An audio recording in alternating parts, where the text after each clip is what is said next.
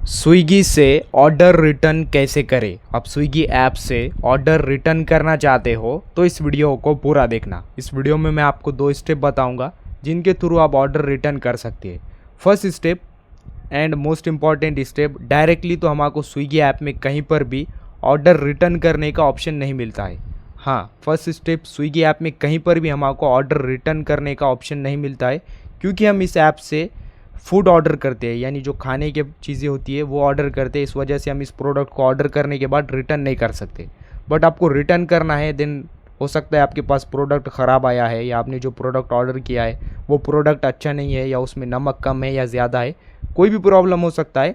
तो आपको उसे रिटर्न करना है तो आप उस प्रोडक्ट का सिर्फ कंप्लेंट कर सकते हो। हाँ, आपके पास जो प्रोडक्ट आया है आप उससे रिलेटेड कंप्लेंट कर सकते हो। आपके पास वो प्रोडक्ट ख़राब आया है, या उसमें नमक ज़्यादा था, या उसमें आपके अकॉर्डिंग उसमें जो भी प्रॉब्लम था, आप उस प्रोडक्ट से रिलेटेड सिर्फ कंप्लेंट कर सकते हो। देन जैसे आप उस प्रोडक्ट से रिलेटेड कंप्लेंट करेंगे, देन अगर स्विगी ऐप की जो कस्टमर सर्विस है उनको आपका कंप्लेंट जेन्युइन लगा, सही लगा, तो वो आपका जो प्रोडक्ट का अमाउंट होता है, प्रोडक्ट का जो पैसा होता है, वो आपके अकाउंट में रिफ़ंड करते हैं। हाँ, वो लोग आपके अकाउंट में वो पैसा रिफ़ंड कर लेते हैं, वो पैसा आपको वापस आ जाता है। तो आप इस तरह से स्विगी से रिटर्न करोगे। डायरेक्टली तो आपको रिटर्न करने का कोई भी ऑप्शन नहीं मिलता है, लेकिन मैंने आपको जो स्टेप इस वीडियो में बताए हैं, अब उनके थ्रू अपना पैसा रिटर्न ले सकते हैं। वीडियो इन्फॉर्मेटिव लगा तो लाइक करना।